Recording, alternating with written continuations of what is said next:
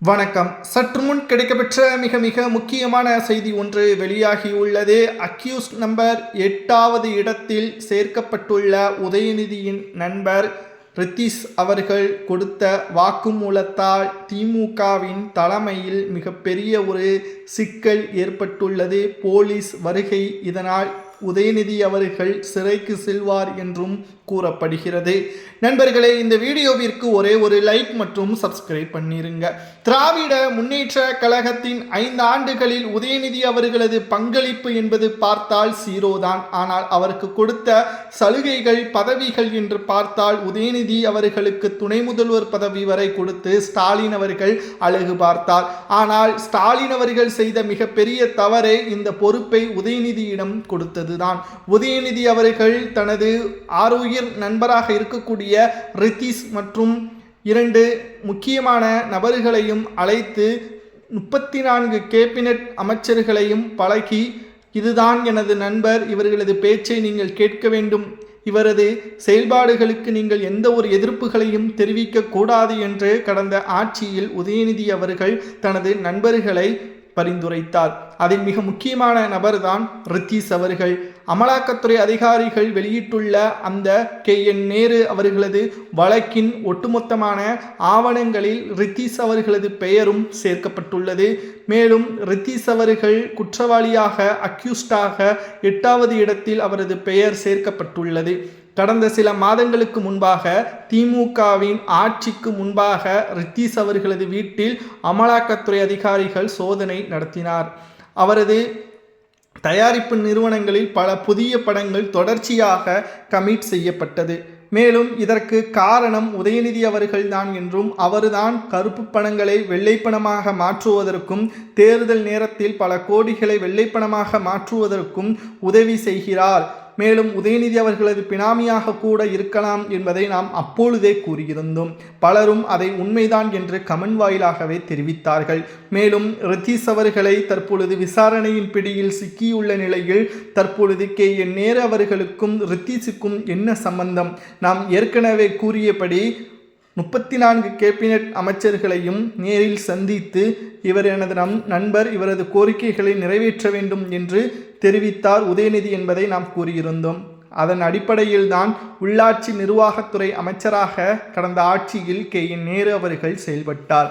அவர் ரித்தீஷ் அவர்கள் சொன்ன பல முக்கியமான கையெழுத்துகள் போடப்பட்டது தனியார் நிறுவனங்களுக்கு.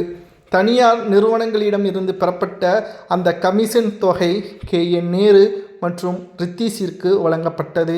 அந்த வரிசையில்தான் ரித்தீஷ் அவர்களது பெயரும் இந்த வழக்கில் குற்றங்கள் சாற்றப்பட்டு விசாரணைக்காக எப்போ வேண்டுமானாலும் அழைத்து செல்லலாம் என்ற தகவலும் வெளியாகியுள்ளது. KN நேரு அவர்கள் வேலை வாங்கி தருவதாக சுமார் 1020 கோடி முறைகேடு செய்துள்ளார். அது மட்டுமல்ல, நகராட்சி, உள்ளாட்சி மற்றும் குடிநீர் வடிகால் போன்ற திட்டங்களுக்கும் பல முறைகேடுகளை செய்துள்ளார் என்ற பதிவுகளும் அமலாக்கத்துறை அதிகாரிகள் செய்துள்ளனர். இது ரித்தீஷ் அவர்கள் மூலமாகவே KN நேரு அவர்கள் செய்துள்ளார் என்ற தகவலும் தற்பொழுது கிடைக்கப்பெற்றுள்ளது. மேலும் இது KN நேரு அவர்களை மட்டும்தான் இது பாதிக்குமா என்று கேட்டால் தற்பொழுது அமலாக்கத்துறை அதிகாரிகள் KN நேரு அவர்களது விசாரணை மட்டும்தான் நடத்தி வருகிறார்கள். அதில் 8வது இடத்தில் அக்யூஸ்டாக ரித்தீஷ் அவர்கள் இடம்பெற்றுள்ளார். இதேபோல் மற்ற மாஜி அமைச்சர்களையும் விசாரணையை செய்வதற்கான பதிவுகளை வெளியிடும் பட்சத்தில் அந்த வழக்கின் பின்னணியில் நிச்சயமாக ரித்தீஷ் அவர்களது பெயரும் இருக்கும் என்ற தகவலையும் நம்மால் பார்க்க முடிகிறது. இப்பொழுதுதான் ஸ்டாலினுக்கே உண்மை தெரிய வருகிறது. உதயநிதி அவர்களது நண்பர்கள் மூலமாக கேபினட் அமைச்சர்கள், மாஜி அமைச்சர்கள் அனைவரையுமே ஊழல் செய்யக்கூடிய வகையில் திட்டங்களை போடக்கூடியது ரித்தீஷ் தான்.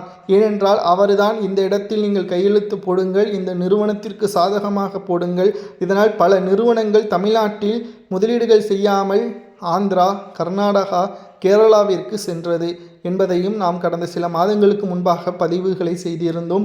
கருப்பு ஆடு திமுகவில் இருப்பதாக நாம் கூறினோம். இது ஸ்டாலினுக்கே தெரியாது என்றும் தெரிவித்திருந்தோம்.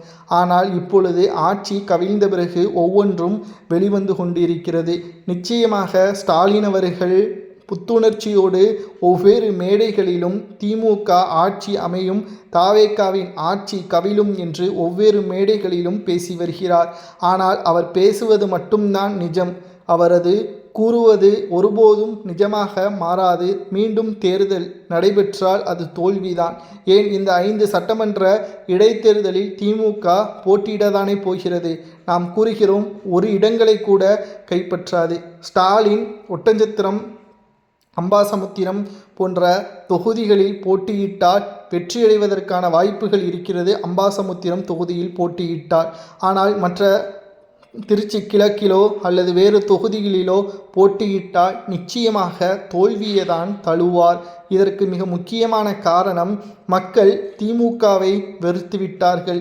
மக்கள் திமுக ஊழல் கட்சிதான், சொன்ன வாக்குறுதியை நிறைவேற்றவில்லை, குறிப்பாக பாதுகாப்புகள் இல்லை என்பதுதான் மிகவும் கோபத்துடன் மக்கள் வேறு கட்சிக்கு ஆதரவுகளை கொடுத்ததற்கு முக்கியமான காரணம். ஸ்டாலினை பொறுத்தளவிற்கு நாம் சிறந்த ஆட்சியை தான் கொடுக்கிறோம் என்று அவரை நம்ப வைத்து விட்டார்கள். ஆனால் பொதுமக்களோ எங்களது கோரிக்கைகளை அமைச்சர்களிடமோ எம்எல்ஏக்களிடமோ தெரிவிக்கக்கூடிய அந்த அடிப்படை வசதிகளை திமுகவினர்கள் செய்யவில்லை. அவர்களை சந்தித்து எங்களது குறைகளை கூறுவதற்கான ஏற்பாடுகளை நாங்கள் செய்யும் பொழுதும் எங்களை பார்க்காமல் அவமானப்படுத்தினார்கள். மேலும் அங்கு எங்களை பார்க்காமல் புறக்கணித்தார்கள் என்ற குற்றச்சாட்டுகளும் தற்பொழுது செய்தி ஊடகங்களிலும் நம்மால் பார்க்க முடிகிறது. திராவிட முன்னேற்ற கழகத்தின் ஒட்டுமொத்தமான கூடாரமாக ஊழல்களின் தலைவனாக ரித்தீஷ் அவர்கள் இருந்தாரா? இதனால் அவர் கொடுக்கின்ற வாக்குமூலத்தால் உதயநிதியின் பெயர் சிக்கும். மேலும் ஸ்டாலின் அவர்களையோ உதயநிதியையோ நேரடியாக விசாரணை செய்யாமல் அமலாக்கத்துறை அதிகாரிகள் மூலமாக ரித்தீஷ் அவர்களை விசாரணை செய்வதற்கு முதல்வர் விஜய் அவர்கள் மிகவும் திறமையான ஒரு கையாண்டுள்ளார் என்றே நாம் கூறலாம். மேலும் ஏன் விசாரணையில் ரித்தீஷ் அவர்களை நாம் முக்கியமான நபராக பார்க்க வேண்டும்? பல லட்சம் கோடி, 5 லட்சம் கோடி கடனில் 1 லட்சம் கோடி முழுவதுமாக திமுகவின் மாஜி அமைச்சர்களும் எம்எல்ஏக்களுமே முறைகேடு செய்ததாக தகவல்கள் வெளியாகியுள்ளது. அந்த பணங்கள் எல்லாம் எப்படி வெள்ளை பணமாக மாறியது, யார் மூலமெல்லாம் அந்த பணம் கைமாறியது என்ற முக்கியமான ஆதாரங்களை கைப்பற்றினால் மட்டும்தான் இவர்களை தண்டிக்க முடியும். தற்பொழுது உதயநிதியின் நெருங்கிய நண்பர் ரித்தீஷ் அவர்களுக்கு பணம் எங்கிருந்து வந்தது, அவர் கொடுக்கின்ற வாக்குமூலத்தை வைத்து உதயநிதி சிக்குவார், உதயநிதியின் மூலமாக மாஜி அமைச்சர்கள் சிக்குவார்கள் என்பதுதான் முதல்வர் விஜய் அவர்களது திட்டம். அது நிச்சயம் நடைபெறுமா என்பதை மக்களாகிய நீங்கள் தான் கமெண்ட் வாயிலாக கூற வேண்டும். 30 நாட்கள் முதல்வர் விஜய் அவர்களது ஆட்சி முடிந்துவிட்டது. இந்த விஜய் அவர்களது ஆட்சிக்கு எத்தனை மதிப்பெண்கள் வழங்கலாம் என்பதை கமெண்ட் வாயிலாக கூறுங்கள்.